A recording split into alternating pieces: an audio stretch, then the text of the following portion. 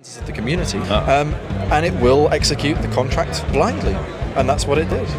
And so, in some sense, the signatures give authority to the floor and therefore to the attack. Welcome back to Investment Tribe, where you've subscribed because you want to learn all about cryptocurrencies, NFTs, and other digital assets. Don't forget to leave us a thumbs up and enable the notifications so you'll be alerted when we post a new video. And if you have any questions or recommendations, please share them in the comments section below. Today, we will talk about Decentralized Autonomous Organizations, or DAOs, what it is, what it does, its pros and cons, and what the future will look like with them. So be sure to stay tuned if you're interested to learn about DAOs. This is a fairly complicated topic if you're not tech savvy or don't know computer programming, but I'm pretty sure our subscribers and regular viewers will grasp this easily. So what is Decentralized Autonomous Organization, or DAO? To help you easily understand, here's an analogy. A vending machine, as we all know, is an automated machine used to give snacks and drinks to people in exchange for money. There's no need for another human for each transaction. Just insert money into the slot, pick what food you want, and the machine will give it to you through a series of mechanical switches and motors. Now, even though vending machines are highly automated, they still need humans to continuously operate. Humans are still the ones who monitor the stocks, they are still needed to order the food, and they are still the ones who restock the vending machine itself.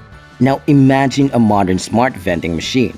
It still acts as a normal vending machine, but through computer codes, the machine is now able to monitor its own stocks, then send the inventory to a computer server.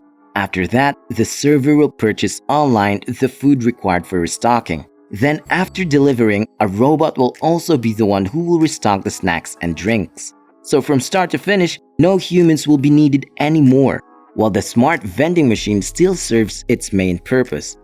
That analogy is basically what a DAO is. Its goal is to completely automate the whole organization or corporation's process through the use of smart contracts. Smart contracts are practically computer programs that can have many purposes, as many as what a smart developer can program. So an operational DAO is completely autonomous and self-sustainable. Imagine it can do the raising of payroll for its employees as well as the hiring and the firing. Let's compare a DAO to a standard corporation like Walmart. As you may know, these corporations have shareholders and they each have the right to attend to a shareholders meeting. At these meetings, voting usually happens about any changes to the company, and if a new rule is passed, the CEO will make sure that it is followed through. In a DAO, there will be no CEOs. The computer code is programmed in a way to revise itself once a decision has been agreed upon by the shareholders, so it will immediately be enforced. That's how far we've come with computer science. We can actually create programs now that can change themselves. You might be wondering, how is this going to play out? Well, the plan for these DAOs is to release tokens called governance tokens, where each one is equivalent to one voting power. So the more tokens you have, the more powerful your vote will be in each organizational decision. So this is how the ecosystem will work with DAOs. People would want to earn more tokens if they want to change the system. Aside from being a governance token, these tokens can have a value depending on the DAO's profit. So it can also be an investment for token holders. In a way, this makes these tokens more valuable than other tokens out there. Now let's talk about some benefits of DAOs. The biggest one would be that it is trustless. With DAOs, the decisions are not in the hands of several people only. It will continue to run even if a major developer leaves or the funding stops coming. The next one is that no one can easily shut DAOs down. Not even the CIA, the FBI, or the SEC. Because with normal corporations, these agencies can just instruct them to stop operating, and it's against the law to not comply. But I would emphasize easily in my statement because these government agencies can still shut down DAOs, but they have to take the standard process of buying many tokens to have great voting power and to have an effect on the organization's decisions. It's a fair game. And the last benefit is that the codes are open sourced, meaning it is available for the public to see. This is a benefit because outsiders can look at the code and find bugs and suggest improvements to it. That's why open source software is a trend right now because of this. Now, if there are benefits, there are obviously some downsides as well. And the first one is related to the third benefit, which is DAOs are available for attacks. Since the code is publicly available, you can imagine hackers are going to have a field day with it. They will study it until they can reverse engineer it and then break it.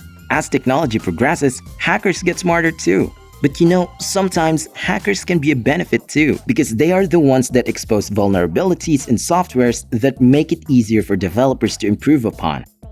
The second downside would be again related to its open sourceness. Business and trade secrets will be useless with DAOs. Corporations love secrets, especially when it comes to their research and development. They spend a lot of money on R&D even though the immediate payback is minimal, because when they hit that sweet eureka moment, that's the time they will cash in some big bucks. That's why corporations even go to court when someone from within exposed their trade secrets. That's how seriously they take these things. In case you're wondering, there are already some DAOs right now like Aragon, Dash, Gitcoin, MakerDAO, MetaCartel, and the aptly named the DAO. And did you know that the DAO is the reason why we have Ethereum today? It was founded in 2016 as a venture capitalist fund, but unfortunately, it was hacked. 20,000 investors lost around a total of $150 million. Because of this, Ethereum Classic, which holds the original blockchain that kept the remaining $50 million, established the Ethereum that we know today because the developers thought that they should not hold the stolen money and they should give them back to the people. And that's how Ethereum was built, kids. So we can kind of see now what the future holds with DAOs. I truly believe that this will be the standard for organizations in the next decade, maybe even the next few years. But I also believe that there will be skeptics on this, especially those corporations that hold many business secrets. I think they will oppose this movement. So, how about you?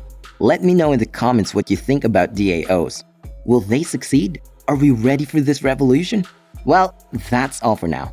This is Investment Tribe. See you again tomorrow. Keep in mind to like, share, and subscribe.